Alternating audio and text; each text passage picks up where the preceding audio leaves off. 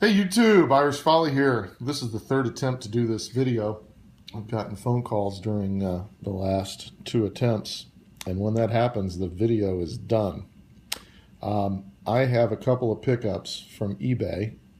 I've rendered a really brilliant review already that got cut off and wasn't quite finished, so we'll start again and it won't be quite as brilliant. Anyway, picked up 10 1-ounce 2015 Libertads from pardon me, bullion exchanges.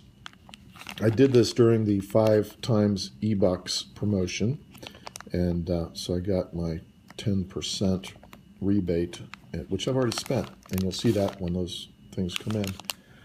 Shipping from these guys, based on their feedback, is notoriously slow, and my experience was no different.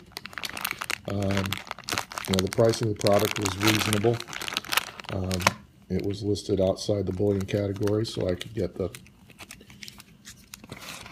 E-Bucks on it. And the coins look really good, which ultimately is what I care about. I don't mind waiting a little bit extra. Communication wasn't great. I reached out to them finally this week and said, what's going on? They said there was a fire at the post office. I couldn't find any post office fires that occurred in New York during the relevant time frame, but it was unclear from the USPS tracking system whether this really did get shipped to them timely, and so maybe some delay on their side. Anyway, once I talked to them, things got moving pretty quickly, and again, the coins look perfect. And while they're shipped in flips, I do like these multiple flips like this, so you don't have stuff all flying around. Stack them up, and they're ready to go. In addition, MCM, eBay, I picked up some 2015. These are my first 2015 Maple Leaves. These look good. This was timely shipped. MCM does ship a little bit. They take a little bit longer to process. They beat their expectations on that. They didn't beat the speed of some others process in. These coins, I think, are in pretty good shape from a milk spot perspective. I was curious to see. I wanted to buy a few to see if there's some spotting on that coin. I think that's a spot versus an abrasion there. It doesn't look too bad. But I wanted to see how these did. They're not terribly expensive, and it would give me the opportunity to get some experience with the Royal Canadian Mint. And these are pretty. They do a nice job. You guys have seen these before. The other thing I wanted to talk about was I went to the local, and I got 5 of those. I went to the local coin shop on Saturday, and I've not purchased anything from my local coin shop. Pricing has always been a little bit higher than I was willing to pay.